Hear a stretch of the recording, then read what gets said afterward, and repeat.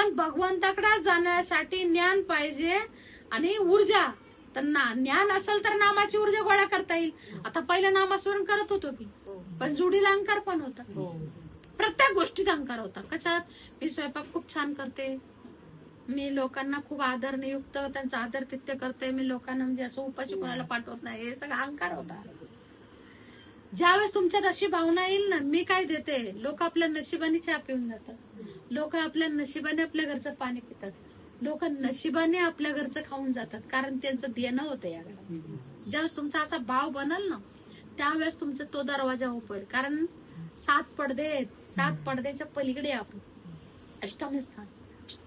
अजून आपण कुठे आहे तर पृथ्वी तत्वातच अडकलेलं.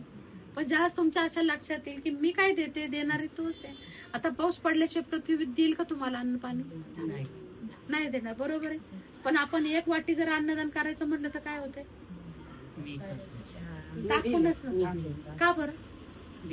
हे पाऊस पडलाच नाही तर पिकन नाही, मग पिकलंच नाही तर विकलं काय, आणि विकलंच नाही तर खायलं काय?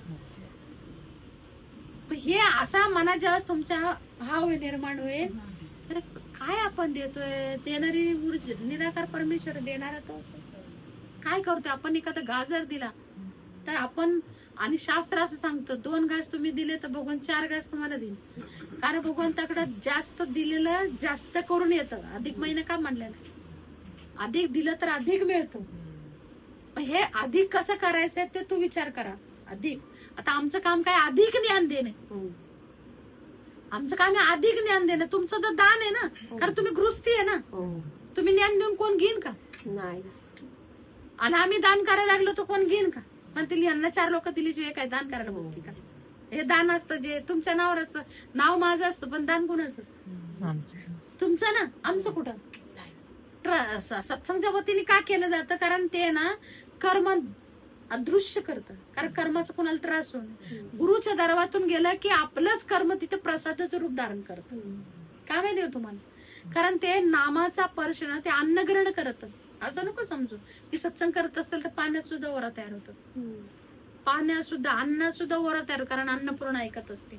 जलतत्व सुद्धा का म्हणतात त्याचं युट्यूबवर हे असे एस्ट्रोलॉजर वगैरे, ज्योतिष वगैरे, की तुम्ही रात्रीचं डोकं खायला शेजारी पाणी तांब्या भरून ठेवा, सगळं तो पाणी पिया, बघा बरं विषारी रूप धारण करतो. कारण सगळी नकारात्मक शक्ती त्या पाण्यात गेलेली असते.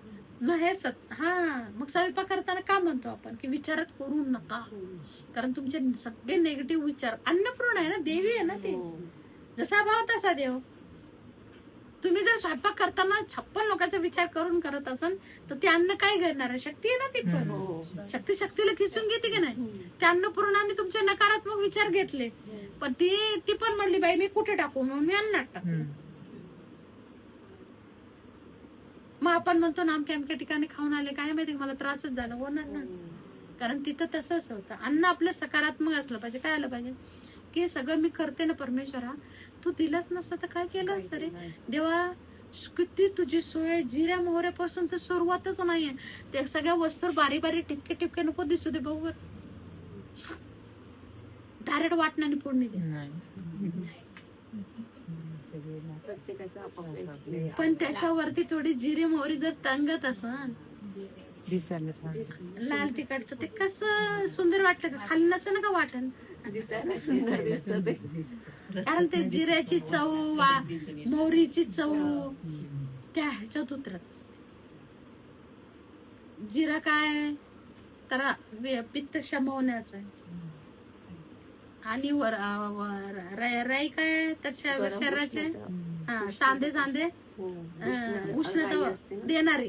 राई काय करते? उष्णता. मग आता आपण म्हणू आपण राई टाकावं, जिरं नाही टाकावं, असं थोडे. आपल्या शरीराला पण सगळे तत्व आहेत ना, जो तत्व ज्याला पाहिजे तो येणार. मग आता तुम्ही एक विचार करा की जर जिऱ्या मोहरी जर वरती तर्रीवर नाही दिसलं तर ते नुसतं वाटणाची भाजी तुमची बघा बरं कशी दिसते. शोभाच नाही वाटत. असं वाटतं ते वाटण परतलं होतं का तसंच उकळायला ठेवलं, काय माहिती, वाटण मिक्स करून. पण जे जिऱ्या मोहरीची कढीपत्त्याची फोडणी नंतर लाल तिखट हळदची परतल्यानंतर मग तुमचं वाटण राहिलं खाली, पण तर्री आली का नाही?